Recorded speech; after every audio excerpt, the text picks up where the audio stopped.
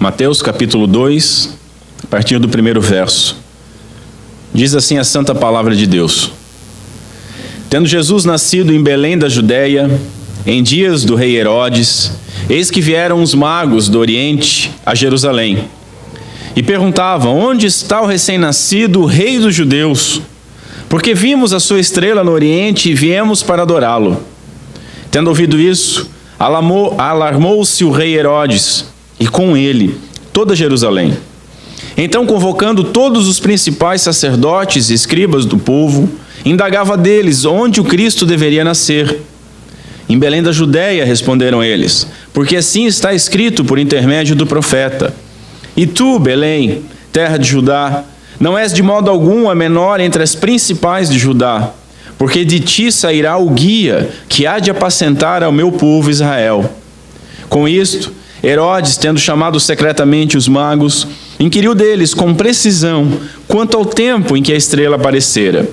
Enviando-os a Belém, disse-lhes: Ide, informai-vos cuidadosamente a respeito do menino, e quando o tiverdes encontrado, avisai-me, para que eu também vá adorá-lo. Depois de ouvirem o rei, partiram, e eis que a estrela que viram no Oriente os precedia, até que chegando, parou sobre onde estava o menino. E vendo eles a estrela, alegraram-se com grande e intenso júbilo. Entrando na casa, viram o menino com Maria, sua mãe. Prostrando-se, o adoraram. E abrindo seus tesouros, entregaram-lhe suas ofertas, ouro, incenso e mirra. Sendo por divina advertência prevenidos em sonho para não voltarem à presença de Herodes, regressaram por outro caminho à sua terra. Até aqui. Vamos orar mais uma vez, curva a sua cabeça.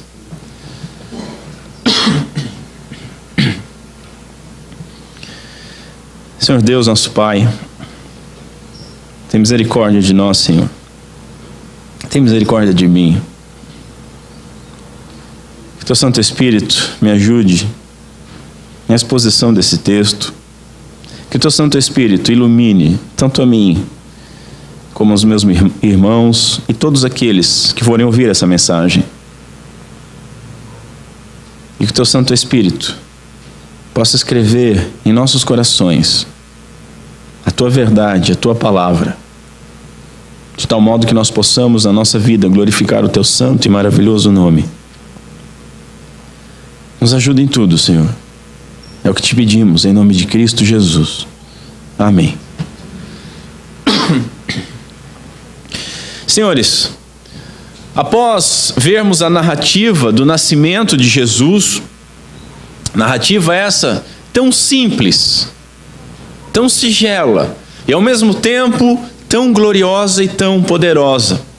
Após nós vermos o drama de José e Maria, a angústia de José em ver a mulher que ele amava, que havia desposado, que aguardava para consumar o casamento, aparecer grávida, e ele querendo abandoná-la da melhor maneira possível, vimos a necessidade, a importância da doutrina da concepção virginal, do nascimento virginal, a necessidade de que Cristo fosse gerado desta forma. Aquele que crê que Deus criou o mundo, aquele que crê que Deus formou o homem, não pode ter dificuldade com a doutrina de que o Espírito Santo de Deus formou Cristo Jesus, o homem, no ventre de uma virgem, no ventre de Maria. Vimos ainda os termos aos quais o nosso Senhor foi chamado, Emanuel, que nos ensina a respeito da natureza de Cristo, Deus conosco, e o termo, o nome Jesus, que revela então o seu propósito, o seu ofício em salvar o seu povo, sendo então Jesus o Emanuel, o Deus conosco que veio salvar o seu povo. Hoje nós vamos partir inicialmente do geral, dando uma olhada no geral, observando a narrativa da visitação desses magos. E nas próximas semanas nós vamos então ao específico, observando aspectos dessa visita desses homens e a reação tanto de Herodes quanto do povo de Jerusalém. Em primeiro lugar, Deus chama os seus filhos. Ele que chama. E Ele chama e os guia de maneira sobrenatural, até que seja possível então guiá-los de maneiras comuns, ordinárias. Antes de tudo, nós precisamos desmistificar algo aqui dessa narrativa. A bem da realidade, nós não vamos desmistificar algo, nós vamos fazer isso por atacado, porque tem bastante coisa aqui que foi lançada sobre o texto que o texto não diz. E há bastante dúvida lançada sobre esse texto, dúvidas essas que também não se justificam. No verso 7, nós temos Herodes se informando com precisão quando que essa estrela apareceu. E depois, a partir do verso 16, ele então manda, com aquela terrível ordem, executar as crianças de Belém com menos de 2 anos. Belém de Jerusalém, a distância entre elas é 8 quilômetros. Para esse pessoal que era acostumado a andar no deserto, não é uma distância muito grande. Disso nós podemos concluir o quê? Que Jesus, nesse momento, ele já deveria ter perto de 2 anos de idade. E que ele estava em casa. O verso 11 é muito claro. Entrando na casa, viram o menino. Não mais na estalagem. Portanto, a representação que nós vemos, como costumeiramente no Natal, né? Dos magos, na figura do presépio, ela é uma farsa, é totalmente mentirosa. Há uma elipse de tempo ali de 2 anos, pelo menos. A razão para definir como 2 anos a idade máxima também dessa distância é essa informação dos sábios visitantes, né? A respeito dos meninos de 2 anos. Porque aí então Herodes manda matar a partir para baixo dessa idade. Então mais que isso não era, mas muito provavelmente próximo aos 2 anos. Há uma outra questão muito importante, além dos magos não terem ido nessa estalagem onde Jesus nasceu, com relação às datas. Isso aqui é Herodes o Grande, esse rei, ele morre no ano 4 a.C.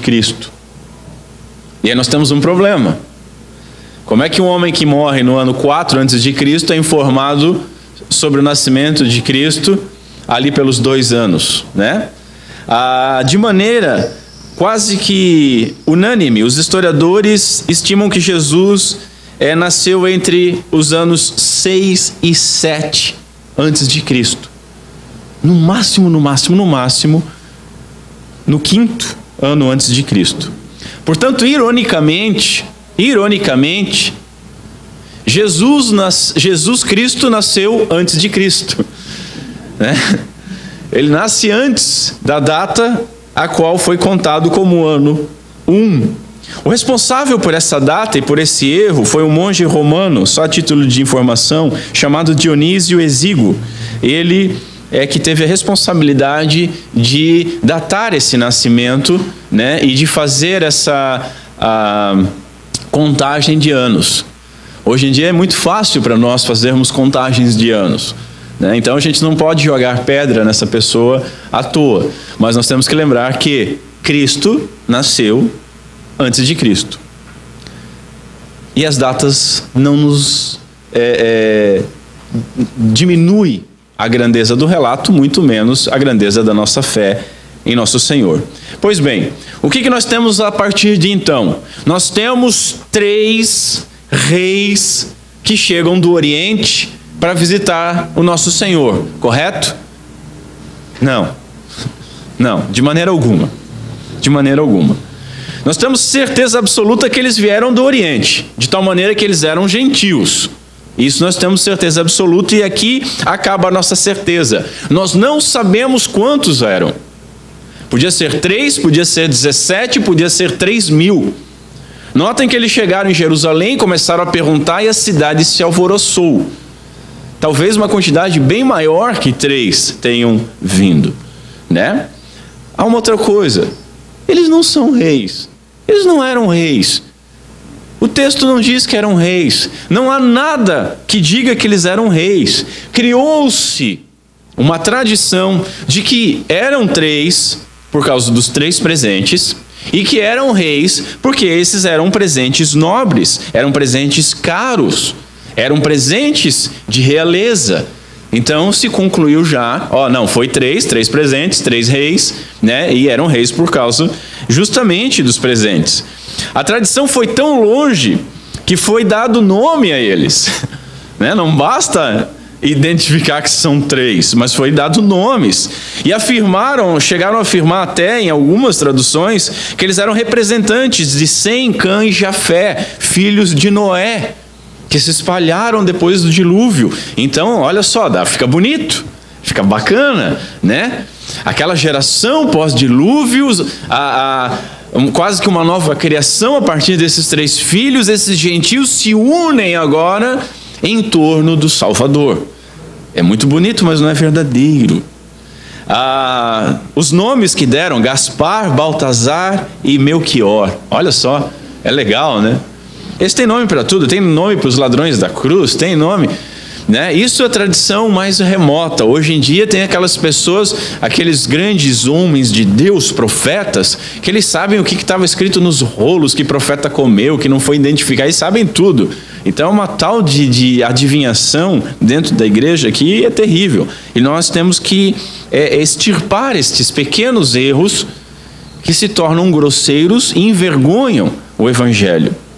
Eles afirmam até que entre esses 3, e vocês já devem ter observado a figura, entre os 3 há um etíope.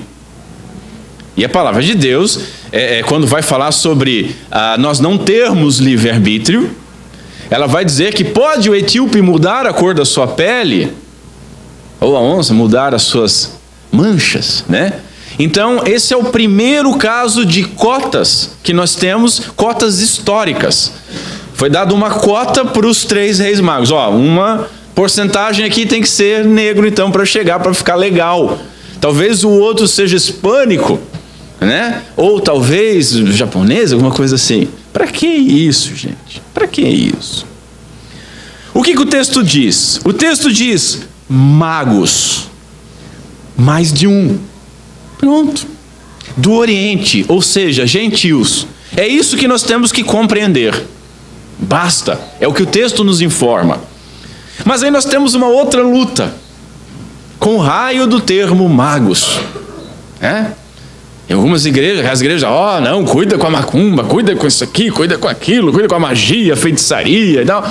Magos, não pode ter isso, como? Aí é toda uma luta. Alguns preferem usar o termo sábios, sábios do Oriente. E é perfeitamente normal, você não precisa ficar fazendo grande confusão. Esses sábios do Oriente, você pode usar o termo sábios do Oriente, eram conhecidos como magos. A palavra ali está magos, magoi. Esse termo ele era utilizado no bom sentido, né? No sentido como astrólogos eruditos, ou talvez astrônomos da época. E deixa eu traduzir, astrólogos. Aqueles cuja arte é de previsões pelos astros. Daí chegou na vulgaridade de horóscopo, aquela coisa toda, né? E o seu número é tal, e a sua cor é tal, e hoje você vai ter uma notícia muito boa. Não saia de casa. Nem vou falar nada. Mas astrólogos nessa época, então, consultavam os astros, né? Não para dizer números de sorte, muito menos para dizer a cor que você deveria usar mesmo, porque cor ali você tinha 2, a vermelha da realeza e o resto era tudo marrom, um bege, um cru, né? Isso seria astrólogo e astrônomo, aí um termo um pouquinho mais elevado, aqueles que estudam os astros, os seus movimentos, as suas leis, tá? Mais tarde, e somente mais tarde, o termo mago adquiriu então um mau sentido relacionado à magia. É igual aquela mesma coisa de Cristo sendo sepultado, aí faz aquela analogia. Eu já vi isso em batismo. Porque assim como Cristo foi sepultado, aí a pessoa renasce em novidade de vida. Dá um monte de bobeira. Porque Cristo não foi sepultado, foi uma rocha cavada, né? Ele não foi para debaixo da terra, isso é coisa recente. Da mesma forma, esse termo mais recente é que recebeu uma conotação totalmente pejorativa. Então alguns se dividem imaginando serem magos da Caldeia ou Babilônia, né? Sábios dessa região, e a grande maioria imagina uma casta sacerdotal entre persas e medos. E o que nos lembra isso, dessa casta sacerdotal? Daniel, o rei da Pérsia, lá em Daniel, tinha essa casta, e o próprio Daniel e seus amigos foram selecionados para participar dessa casta. E aí agora vamos dar uma forçadinha. Quem sabe não ficou um resquício de uma tradição judaica, do próprio Daniel, que profetizou tantas coisas, né? Entre essas castas. A gente não pode afirmar. Mateus parece indicar simplesmente homens respeitados de alguma religião oriental. Novamente, olha como as informações são simples. Não tem por que fazer grande estardalhaço. Homens da ciência. Homens da ciência da época. Sábios. Gentios. Totalmente simples isso, sem indicação alguma da nacionalidade desses homens. Bom, aí eu vou ter que citar o puritano Matthew Henry, que ele diz o seguinte: bem, quaisquer coisas que tenham sido antes, agora os magos se tornaram verdadeiros sábios quando decidiram indagar sobre Cristo. Essa é a verdade. É-nos dito que os magos, eles viram a sua estrela no Oriente e, seguindo-na, vieram então para adorar a Jesus Cristo, para adorar o Rei de Israel, para adorar o nosso Senhor. Balaão, e foi dito sobre ele na liturgia hoje, Balaão, o profeta maldito, disse: uma estrela procederá de Jacó, de Israel subirá um cetro, lá em Números 24. Mas que estrela é essa? Novamente, problema. A estrela. Oh, meus irmãos, quanta teoria. Sério, está sendo difícil esse início de Mateus para ler os comentários bíblicos que eu possuo. Eu pensei até em desistir, tá? De lê-los, né? Não dos comentários. Ou de fazer a exposição. Assim como a profecia lá de Isaías 7,14, eu falei para os irmãos que eu li mais de 100 páginas a respeito disso. Aqui só dessa estrela eu devo ter lido também mais de 100 páginas a respeito disso. Cochilei até lendo as coisas. Muita teoria. Uns afirmam que era um cometa. E até quando você olha as imagens da estrela guia, né, no Natal, até os biscoitinhos, aquela imagem com aquela cauda é de cometa. Outros dizem que era uma nova estrela que foi detectada por eles, já que eles estudavam, olhavam, um surgimento de uma nova estrela, uma supernova. Outros ainda que foi uma conjunção de dois planetas, e aí essa conjunção gerou uma luz que iluminou e tal, e aí eles olham um sinal, vamos andar 1.600 quilômetros pelo deserto para ir atrás dessa luz. O que nós podemos dizer, senhores? Com certeza que nós não sabemos. O texto não declara a natureza do objeto. O que o texto declara é a existência do objeto. E a partir do momento que ele declara a existência e que nós confiamos na palavra de Deus, nós sabemos que havia um objeto.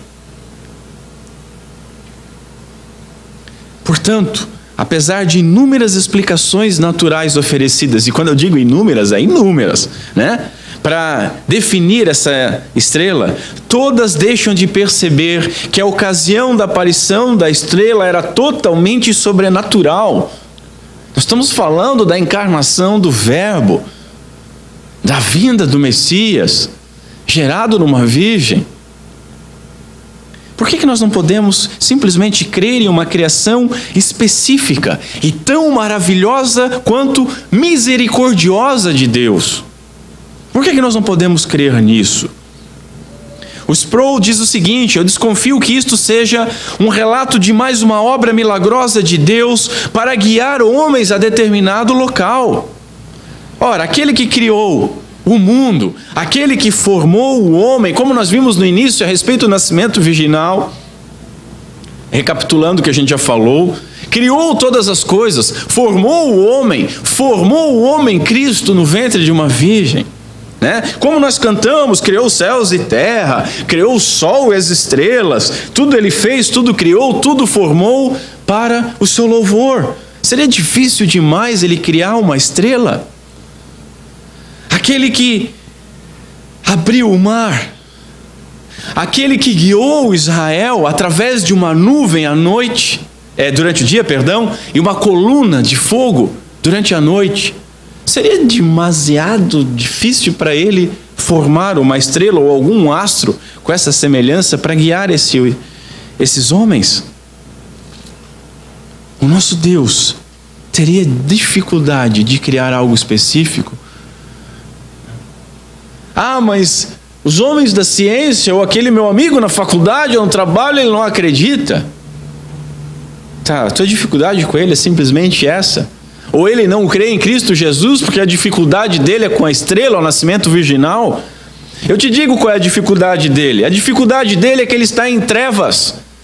E ele não quer ir para a luz porque a luz revela as suas trevas. E enquanto não for nascido de novo, não adianta você argumentar tentando dar um ar científico para a estrela ou qualquer outra coisa. Você vai perder tempo. Você vai jogar água na mensagem do vinho novo do Evangelho. Você vai perverter a sua mensagem e não vai ganhar ninguém para Cristo. Essa é a grande realidade. Diz um puritano que Deus prefere criar algo novo do que deixar aqueles que o buscam se perderem. É misericórdia de Deus. O Emanuel, o Deus conosco, já era Deus com esses magos, com esses sábios. Já estava ao lado deles. Após chamá-los, estava guiando esses homens. Deus chama os seus aonde eles estão mais familiarizados. Deus encontra aonde eles estão mais familiarizados. O próprio Mateus, o autor desse evangelho, foi encontrado aonde? Na sua mesa de trabalho, trabalhando como um publicano, como um cobrador de impostos. Outros apóstolos foram encontrados nos seus barcos pescando. Foi assim com Zacarias, conforme Lucas nos diz, falando a respeito do nascimento de Cristo, já que esse é o foco. O sacerdote estava no templo e foi lá que Zacarias, pai de João Batista, foi encontrado. Os pastores no campo foram encontrados também por anjos, aonde eles estavam trabalhando. E foi assim com os magos. Astrólogos foram encontrados por uma estrela no céu. É misericordiosa a ação de Deus. Veja, a misericórdia de Deus com novos convertidos. Lembre do seu processo de conversão, dos seus primeiros passos. No início da nossa peregrinação, logo após o milagre que ninguém poderia fazer por si só, da regeneração, quando nós nascemos de novo, um milagre ou sinais, ou milagres e sinais extraordinários, nos auxiliaram. A maioria das pessoas que eu conheço viu grandes coisas, entendeu grandes coisas no começo da sua caminhada.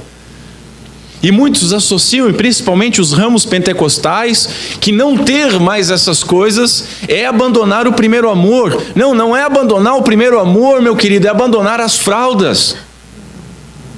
Essa é a verdade. O miraculoso é nos retirado onde os métodos normais de investigação são suficientes, nos diz Meyer. Os homens são guiados até Jerusalém. Quando chegam em Jerusalém, essa estrela não fica se movendo para eles. Eles têm que perguntar. São informados. Não foi a estrela que os mandou para Belém. Foram homens que os mandaram para Belém. Mas aí depois, novamente, qual casa de Belém? Apesar que Belém era pequena, nós vamos ver isso quando nós falarmos sobre o massacre em Belém. Belém era bem pequena. Não é à toa que a profecia diz, tu não é a menor. Qual a casa? E aí então, há de novo um sinal miraculoso da estrela. Isso deve nos espantar, senhores. Tal qual um pai zela e auxilia os primeiros passos do filho, Deus fez assim conosco, faz assim e vai continuar fazendo. Quem não pegou o seu filho, quem que é pai, não pegou o seu filho, não colocou sobre os seus pés, segurando a mão e foi andando de costa alguma vez, para aquela criança se sentir caminhando? É legal você fazer isso quando a criança é pequena. Agora, se você pegar uma criança de 18 anos, marmanjão, e fazer isso, é capaz de quebrar o teu pé ainda. Aí já não é mais legal. Aí só se ele tiver algum problema mental. Não foi assim conosco, gente. Claro que, você deve estar pensando, deixa eu rever a minha conversão. Mas eu não vi estrela. Não teve estrela, não teve nada disso, né? Precisava ser uma estrela. O Espírito Santo nos conduz, assim como nos conduziu a própria luz ao sol do meio-dia, de maneira sobrenatural. Deixa eu fazer um pequeno parênteses. Eu não gosto de ficar contando essas coisas, mas pode servir para ilustrar. Eu lembro no começo da minha caminhada cristã, eu estava falando para algumas pessoas que apesar de pobre, era o sonho dos teólogos da prosperidade. Porque eu comecei a ser dizimista antes de me converter. Antes de ir na igreja, eu mandava meu dinheiro para a igreja. E aí deu certo, de alguma maneira, isso. Olha só, deu certo, olha o que eu estou falando. De alguma maneira, Deus foi misericordioso e aquilo parecia que estava multiplicando, sei lá. Eu vou ver o que acontece lá. E aí quando eu fui, a rede de Cristo me pescou e eu fiquei. Então assim, por que eu disse isso? Porque eu nunca tive problemas com dinheiro na igreja. Nunca tive problema. Por mais que pessoa, o cara rouba, então prende o cara. Ou para de dar dinheiro para o cara. Nós temos aqui todos os nossos recursos e gastos colocados no mural. E se alguém tem alguma dúvida, questiona.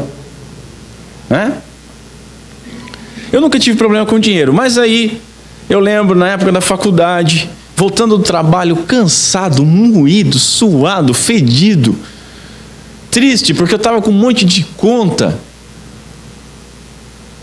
Naquele momento o dinheiro pesou para mim. E o ônibus cheio, todo mundo falando, e eu ali quieto na minha, pensando, Senhor, tá difícil isso. Parece que eu estou enxugando gelo, quanto mais eu trabalho, menos tem e tal. Pá. E aí sempre tem aqueles rádios no ônibus tocando umas músicas. É melhor do que funk no celular do rapaz do teu lado. Mas aí o motorista do ônibus resolveu trocar de estação de rádio. Eu não sei por que ele trocou. E as pessoas dizem assim, Deus falou comigo. E a gente olha, veio uma luz do céu assim, né? E uma voz e um anjo, alguma coisa, né? A gente vem de meio pentecostal, meu Deus, fala o tempo inteiro. Eu cheguei a ver um insano, um louco, um demente de um pastor dizendo, olha, não tenta falar com Deus porque ele é uma matraca. A falta de reverência. E as pessoas, aleluia. Bando de loucos, nécios, irreverentes, falam do que não entendem. Mas Deus fala com a gente, principalmente pela Escritura Sagrada. Mas às vezes Ele usa as coisas loucas. E no começo da minha jornada cristã, Ele usou uma coisa muito louca. Eu, preocupado com dinheiro, não tinha problema com dinheiro, até me orgulhava disso, porque eu via na igreja que eu frequentava as pessoas com uma dificuldade. Uns queriam um negócio mesmo, abrir a carteira e porque eu vou receber, elas iam mesmo falando isso. A igreja era tão boa que tinha oferta no meio da ceia, era oferta de milagres. Você fazia oferta normal e no meio da ceia, entre um elemento e outro, mais uma oferta. Ali nego dava tudo, carro, casa, né? Fazia e acontecia, era terrível de ver. Mas eu não tinha problema com isso, e tinha até um certo orgulho. Não, eu não tenho problema com isso. E aí quando o motorista troca a estação de rádio, coloca numa música, exatamente naquele momento, e tá cantando assim o vocalista: quando a gente ama, não pensa em dinheiro, só se quer amar. Então uns podem ter visto anjos, mas Deus falou comigo por Tim Maia. Se tem algo mais louco que isso, eu não sei, né? E por que eu sei que era Deus falando comigo?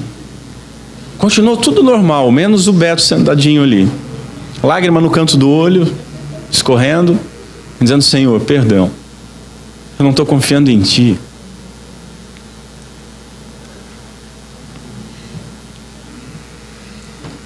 Às vezes Deus se compraz em favorecer os novos convertidos com sinais do seu amor para encorajá-los devido às dificuldades que eles encontram quando estão procurando andar nos seus caminhos, diz o puritano Matthew Henry. Deus chama e guia os magos com uma estrela. Depois eles são informados por homens. Depois a estrela os guia até a casa. E por fim, Deus ainda os adverte por sonho no retorno: olha, não voltem pelo mesmo caminho.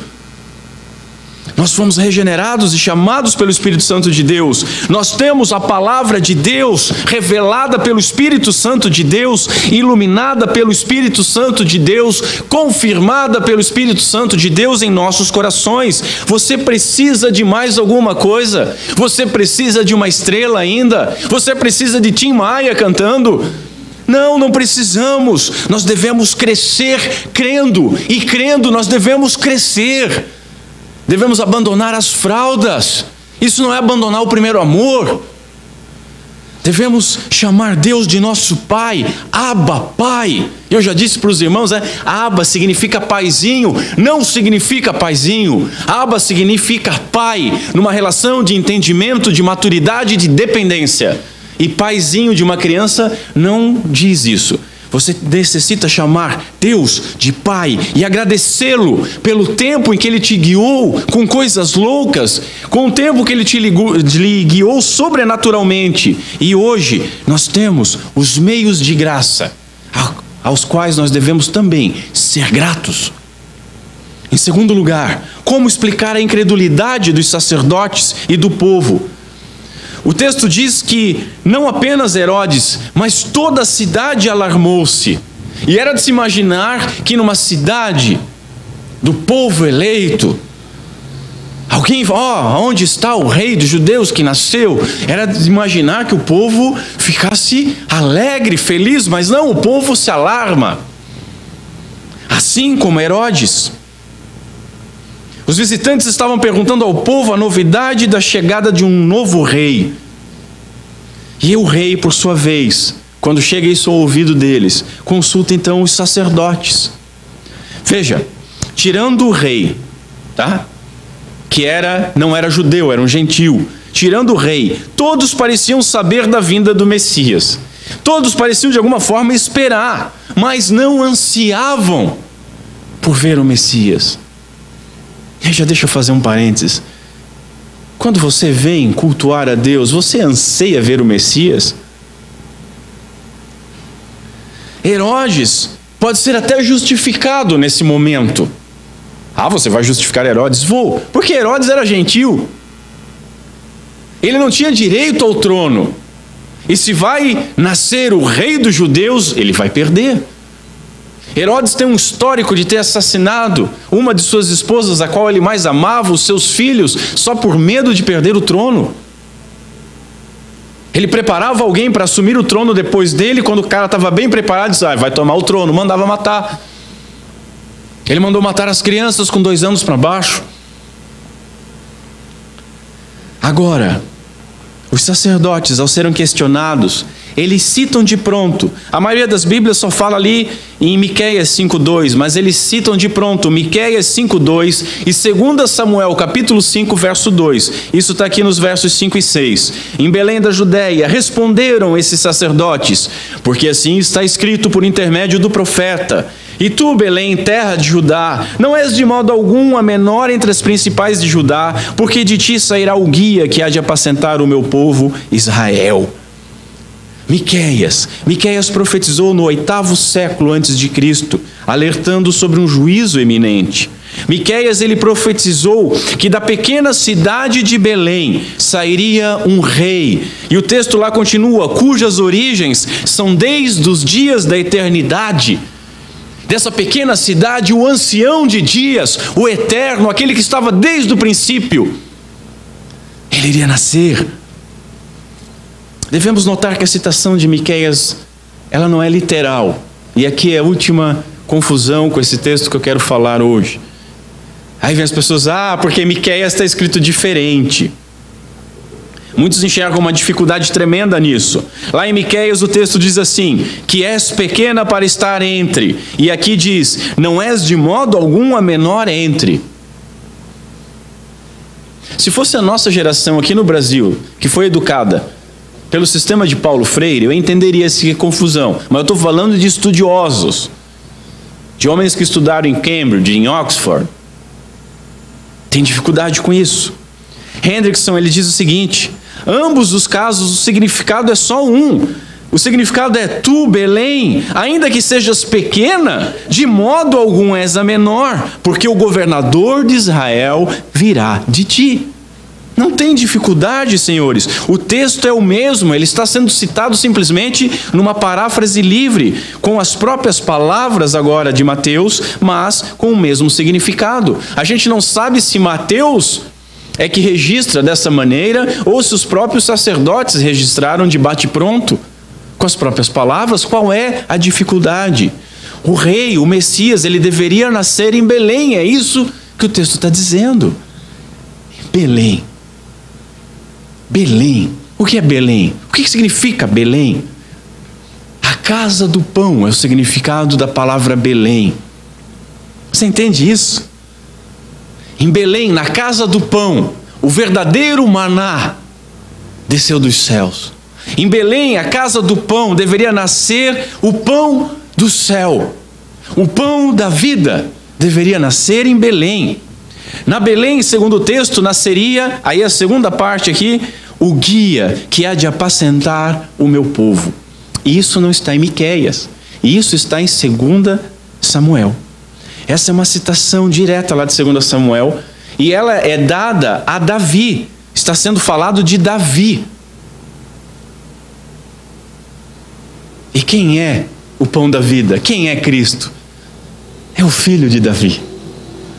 O filho de Davi, o pão que desceu do céu, que viria de Belém. O pão da vida é o guia. O pão da vida é o bom pastor. O pão da vida é o verdadeiro rei. É ele que apacentará o povo. O termo apacentar, ele envolve o cargo completo de um pastor. Guiar, guardar, recolher em aprisco, bem como dar alimento, nos diz um erudito no grego.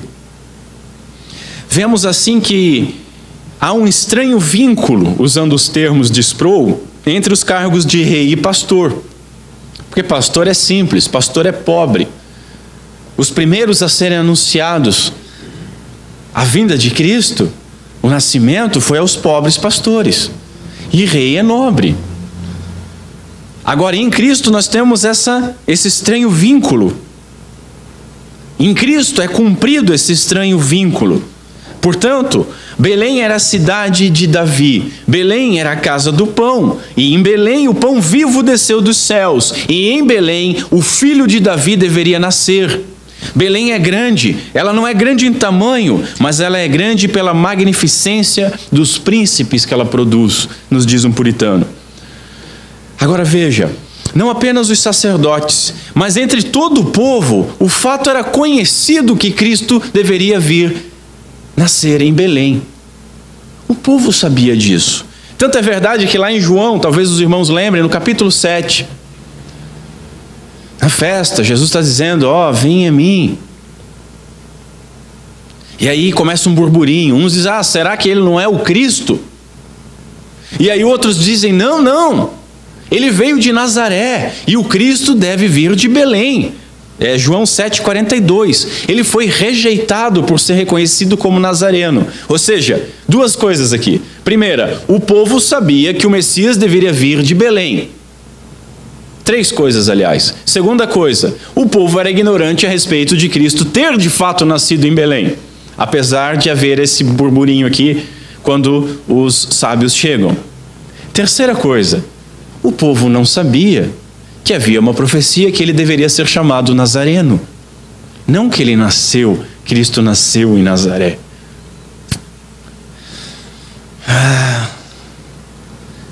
Veja o seguinte, senhores, isso é a importância desses versos.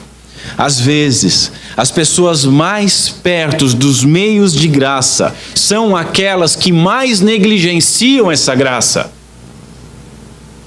Às vezes, as pessoas a quem mais é revelado coisas, parece que são as que são mais duras, que mais fecham os olhos em teimosia. Veja que você pode conhecer muito da Escritura.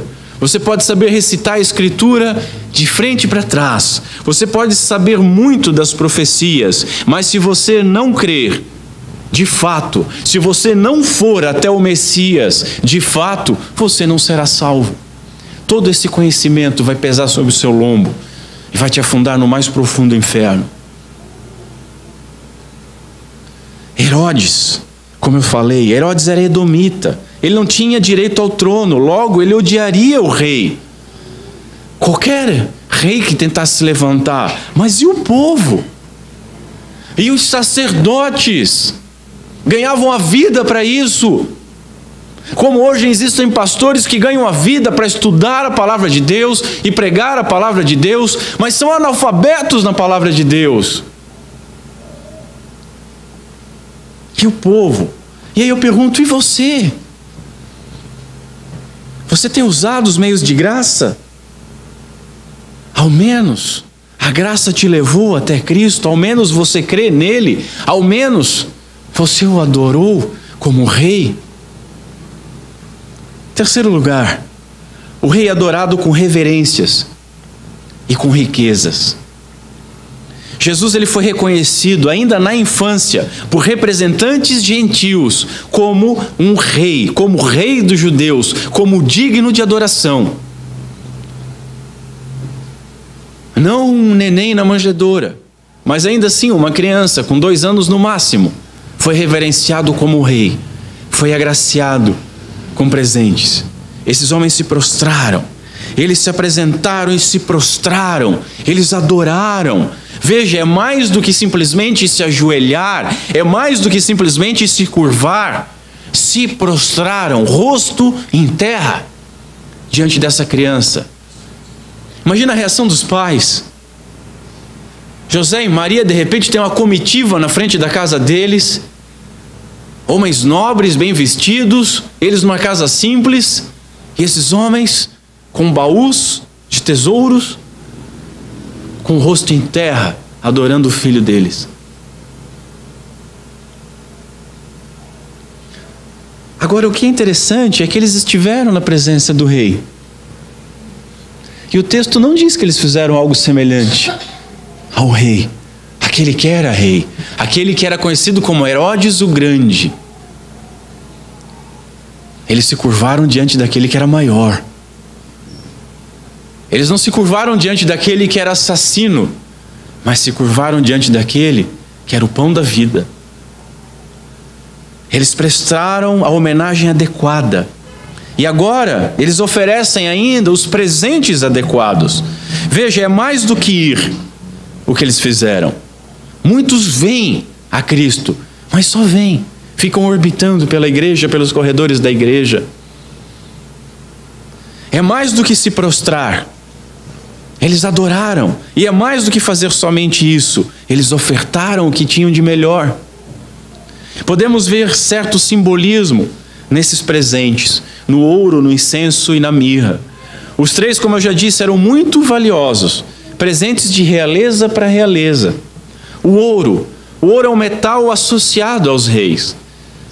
O uso do ouro era muito comum no templo. Deus mandou o que não era feito de ouro puro, de ouro maciço, era banhado a ouro, ou costurado com fios de ouro. Portanto, eles deram à criança o único presente aceitável a um verdadeiro rei, ouro. Mas, com esse símbolo, eles reconhecem Jesus então como o rei. E eles reconhecem Jesus como um rei, não só com o discurso, ó, rei dos judeus. Quantas pessoas nós vemos que tem um discurso muito bom,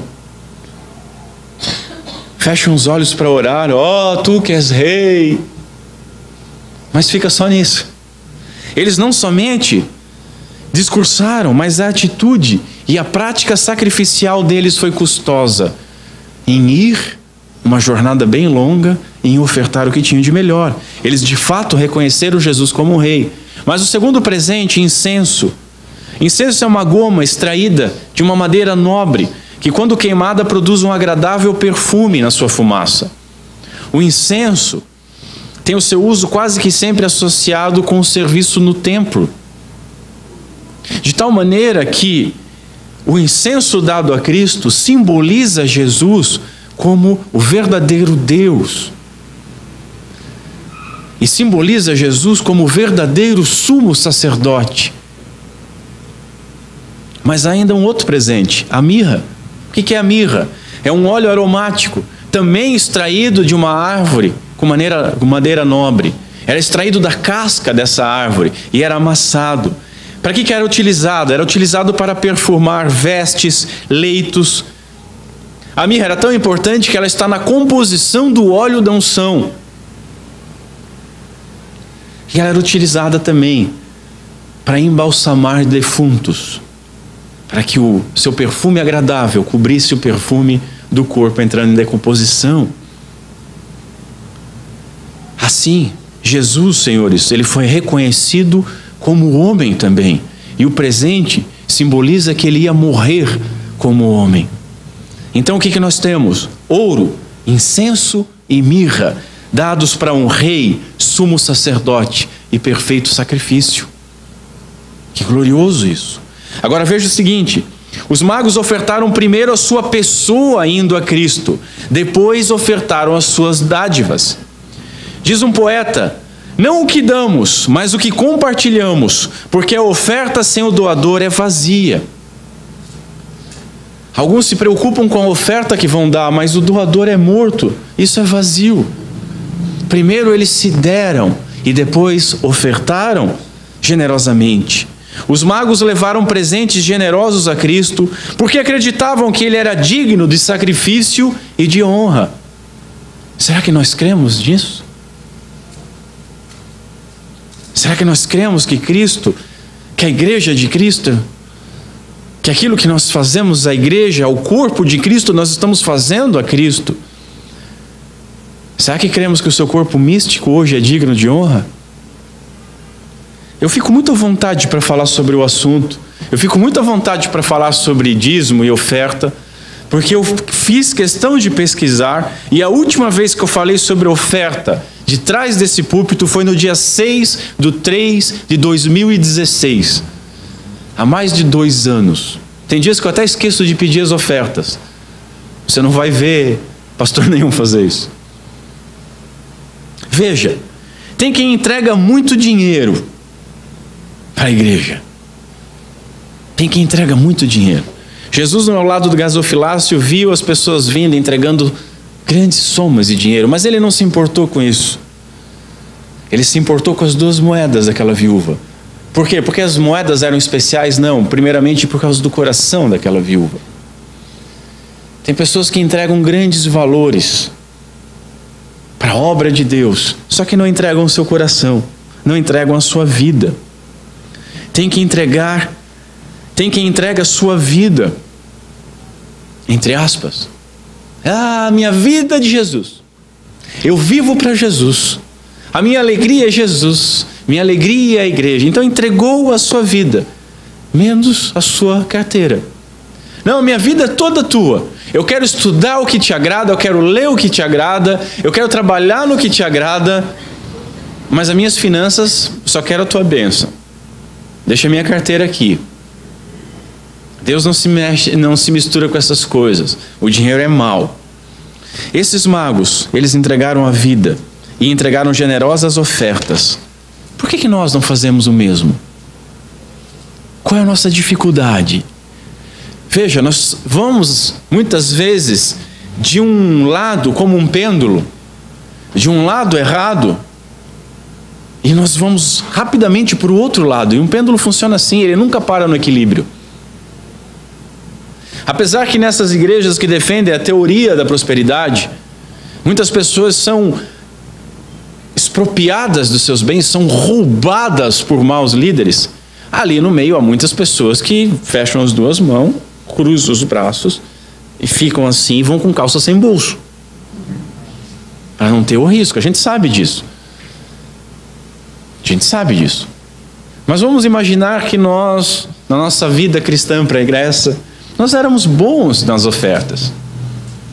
E aí você sai de um lugar onde aquilo era usado de maneira errada, como uma negociata, e aí você vai para o outro extremo. Aí chega no outro extremo, não, pronto, legal, Jesus, graça, salvação, ou eleição, ofertas. Então, graça, eleição, Deus vai prover, Deus é soberano.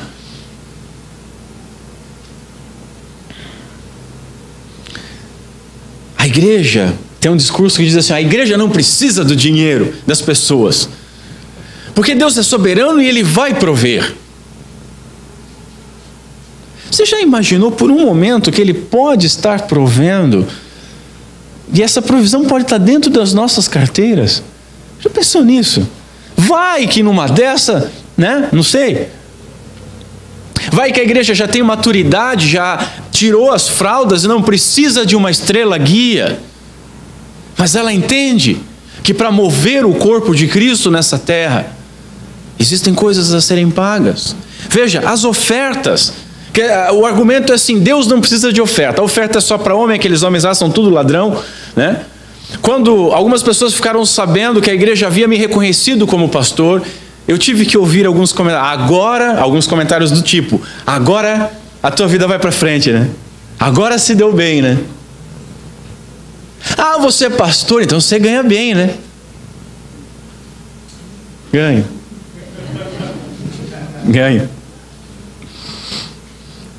Deixa eu pegar uns boletos lá meu. Vai comigo no banco, vamos ver lá como é que faz. É um milagre. É um milagre eu não sair de lá algemado. As desculpas são as mais patéticas, né? Agora veja o seguinte: essas ofertas não ficaram com Cristo. Ah, eu não dou dinheiro na igreja porque Deus não precisa de dinheiro. E de fato Ele não precisa de dinheiro.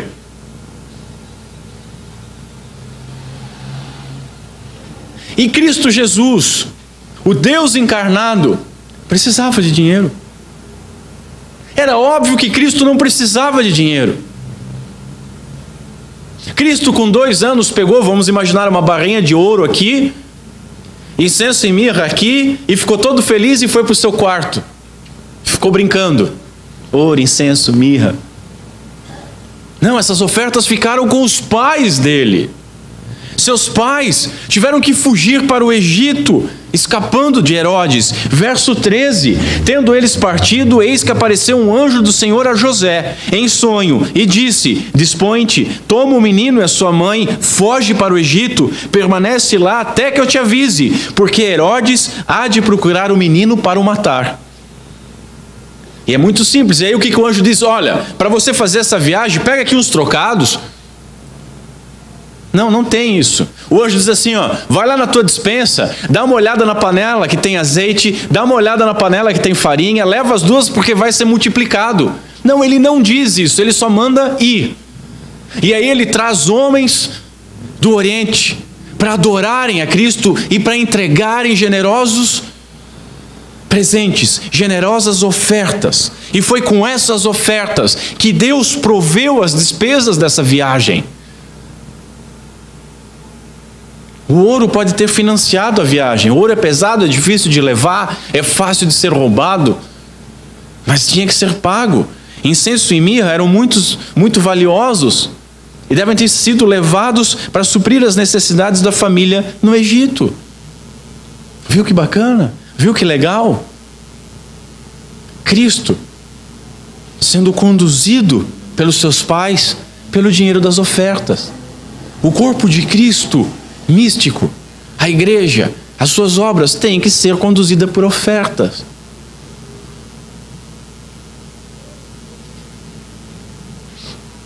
E talvez isso tenha mais dificuldade do que crer em nascimento virginal, em estrela guia, em anjo aparecendo em sonho.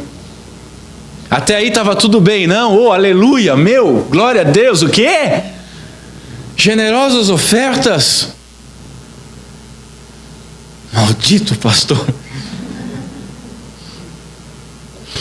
De forma semelhante, a obra do Senhor, a instituição, como um todo, aqueles que trabalham para pregar o Evangelho, aqueles que levam o Evangelho, aqueles que estão onde as pessoas vêm para receber o Evangelho, eles precisam da nossa oferta.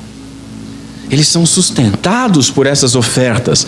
Sproul, para encerrar, e aí eu vou para as aplicações, Sproul ele conta um ditado. E ele diz o seguinte: para saber quão profunda é a vida espiritual de alguém, basta ver o seu talão de cheques. Ou, foi escrito isso há mais tempo, ou então o extrato do seu cartão de crédito. Não se preocupe, a gente não tem maquininha de cartão de crédito para você dar a sua oferta. Não vou, né? A gente é limpinho. Agora, você pode pegar às vezes a pessoa, eu sou de Jesus. E o que o Sproul está querendo dizer é assim, ó, pega ele o talão de cheque, vai lá, despesa no shopping, despesa no cinema, despesa no mercado, despesa com carro, despesa com brinquedo, despesa com algum eletrônico em outra loja, despesa com salão de cabeleireiro da mulher, despesa com sapato, despesa com mercado de novo, despesa em restaurante. Pô, não tem um chequezinho ali dito assim, ó, oferta para a igreja. E aí a pessoa que vai dizer, não tem sobrado. Isso eu estou querendo dizer que se ela tivesse dado, estava sobrando? Não, o que eu estou dizendo é que ela não colocou isso como primazia. Primeira ministração que eu fiz aqui foi batendo no dízimo. Não há mais templo. Não há mais aqueles sacrifícios. Dízimo, para mim, está dentro da lei cerimonial. Mas está muito claro as ofertas. As ofertas, Paulo instrui que tem que ser generosas, constantes, separadas de antemão. Sabe aqueles cultos que os caras, vá, agora faz aquela pregação, aí fica aquele agito, né, querendo pegar a caneta para assinar o cheque, vamos ver, e troca 50, e troca, meu Deus, o que eu faço? Qual é o correto? Você já trazia isso aqui, eu vou levar hoje. Assim como era levado os animais, generosa, conforme a prosperidade. Olha que bênção, olha que misericórdia de Deus. Não é para ser próspero, não é negócio. E não é além do seu poder, é conforme a sua prosperidade. E com alegria. Né? O cara separa lá uma oferta muito bonita. E não se preocupa, no final da pregação eu não vou pedir oferta, tá? Só estou instruindo. Aí o cara pega, traz uma oferta generosa, assim, aquela oferta nervosona mesmo. Vai pagar, não vai ter conta mais na igreja aquele mês. Mas ele traz aquilo.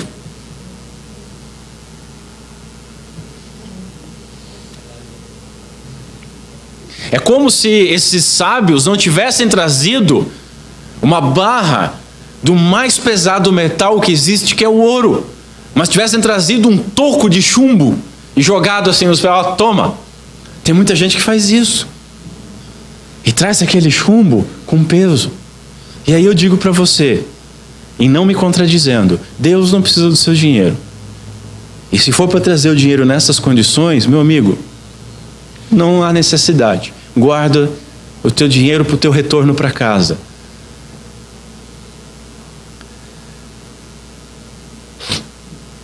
Para saber quão profunda é a vida espiritual de alguém, basta ver aonde ela investe o seu dinheiro. Aonde está o teu coração? Aonde estiver o teu coração, lá está o teu tesouro. É lá que você vai juntar dinheiro. Deixe-me listar algumas aplicações para isso. Primeira aplicação. Ao Rei Jesus convinha receber homenagem não apenas do judeu, como também do gentil. Como a gente falou lá desde o início, o Evangelho não é algo nacionalista, não é algo que veio para os judeus, mas veio para todos os pecadores. Ele é Senhor de todos. No capítulo 1, o que nós vemos? Nós vemos que Jesus, o Emanuel, merece honra real. E o que nós encontramos no capítulo 2? Encontramos ele recebendo essa honra real. Não é glorioso isso? E aí eu pergunto, e você? Você tem honrado a esse Deus? Você tem se prostrado a esse Deus? Você tem reconhecido Ele muito mais do que Salvador como Senhor da sua vida? Segunda aplicação, você é grato pela forma como Deus te conduziu a Cristo? Você já parou uma vez para pensar? Meu Deus, Senhor, no início tu agia comigo como se eu fosse uma criança de fraldas. E eu era, obrigado. Que misericórdia, que carinho. Agradeça. Se você nunca agradeceu, agradeça. Terceira aplicação. Hoje você ainda depende do que vê? Você ainda anda pelo que vê e não por fé? Você ainda depende de estrelas guias? Ou você já amadureceu?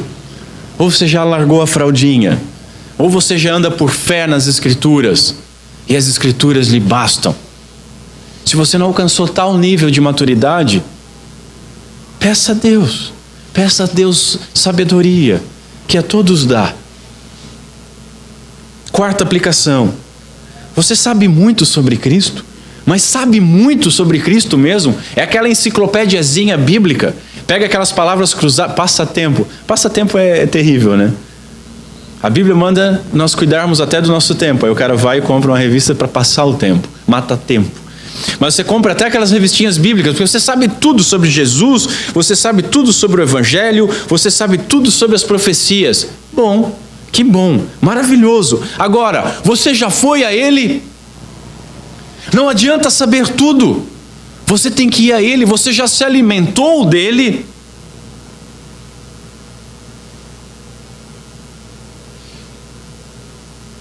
Quinta aplicação. Você está perto dEle? Você está perto de Cristo? Você tem vindo à igreja com certa constância? Você tem entendido o dia do Senhor? Tem entendido de estar no culto? Você está perto dEle? Você está perto do corpo dEle, dos demais irmãos? Que bom! Bom para você. Mas você já se prostrou aos pés dEle? Esses homens estavam perto do Messias. Eles sabiam sobre a vinda do Messias, mas eles não foram lá se prostrar. Não, olha, o Messias vai nascer em Belém. Mas nós vimos a estrela dele. Legal, é por aqui. Vocês vão? Segue sempre reto, como diz um bom blumenauense. Segue sempre reto que vocês vão chegar lá. Não adianta você saber tudo. Não adianta você estar vindo aos cultos se você ainda não se prostrou, humilhado, arrependido dos seus pecados, aos pés de Cristo. Sexta aplicação. Você tem ido a Cristo? Que bom. Você veio a Cristo? Que bom. Você se arrependeu dos seus pecados? Que bom. Você tem se alimentado de Cristo? Ótimo, maravilhoso para você. Mas você tem aberto os teus tesouros para Ele? Você tem aberto o seu baú? Aonde está o seu coração? Nas coisas deste mundo? Você precisa empilhar filmes eletrônicos, carros? Serve para mim também, livros? Ou você investe nas coisas de Deus? Você tem se envolvido na obra de Deus? Você tem se envolvido com Deus? Você tem se envolvido com ou sem a sua carteira? Você tem sustentado a obra? Ou espera que anjos ou corvos tragam dinheiro para a igreja? Você tem ofertado conforme tem sido abençoado e conforme Deus, com toda a misericórdia, tem lhe dado prosperidade? Se não, também se arrependa e comece a fazer. Vamos ficar em pé.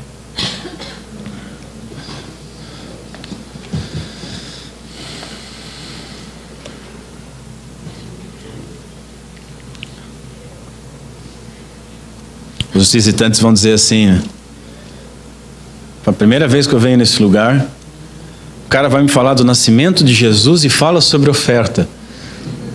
Por isso que eu já trouxe a data da última vez que eu falei sobre o assunto, e por isso que a gente não vai pedir agora. Mas seria bom pedir agora, né? Tá tudo machucadinho. Fala a verdade. Você fala a verdade. Pedia para tocar uma música, já começa a chorar. Mas é isso que as pessoas fazem. Mas nós não precisamos disso. Espero que nós não precisamos disso. Que o Espírito Santo toque no seu coração.